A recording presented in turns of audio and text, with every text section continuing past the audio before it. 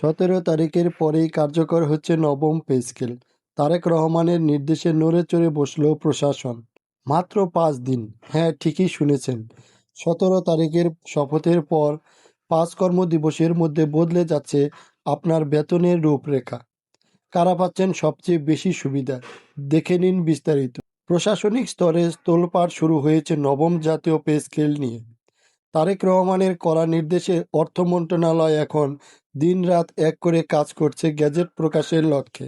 নাম প্রকাশ না করার শর্তে একজন ঊর্ধ্বতন কর্মকর্তা জানিয়েছেন, আগামী 17 তারিখে নবনির্বাচিত সরকারের শপথ গ্রহণের পরপরই এই বিষয়ে আনুষ্ঠানিক গেজেট জারি করার সব প্রস্তুতি শেষ করা হয়েছে। দীর্ঘ 10 বছর পর বেতন স্কেলের এই আমূল পরিবর্তন সরকারি কর্মচারীদের মধ্যে খুশির বন্যা এনেছে।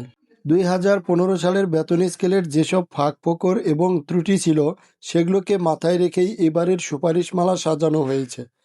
পর্যালোচনায় দেখা গেছে, নিম্নবিত্ত ও মধ্যবিত্ত কর্মচারীদের জীবনযাত্রার মান উন্নয়নকে সর্বোচ্চ গুরুত্ব দেওয়া হয়েছে।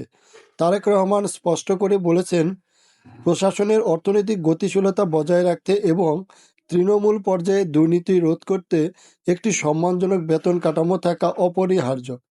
যদিও অর্থনীতিবিদদের কেউ কেউ বাজেট ঘাটতির আশঙ্কা করছেন, তবুও সরকার দেশের 22 লক্ষ কর্মচারীর স্বার্থে এই বিশাল দায়ভার গ্রহণ করছে।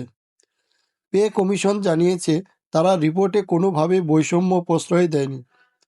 বৈঠকের মাধ্যমে সরকারি চাকরিজীবীদের দীর্ঘদিনের সকল সমস্যার সমাধান ঘটিয়ে নবম জাতীয় বেতন কার্যকরের চূড়ান্ত সিদ্ধান্ত নেওয়া হয়েছে।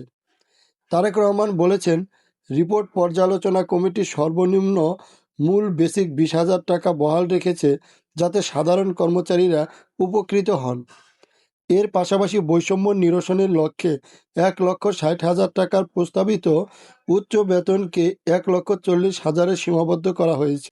এই ঐতিহাসিক ঘোষণার ফলে এখন মাঠ পর্যায়ের কর্মচারীদের মধ্যে যেমন উদ্দীপনা দেখা দিয়েছে, তেমনি সাধারণ জনগণের মধ্যেও এর প্রভাব নিয়ে আলোচনা তুঙ্গে।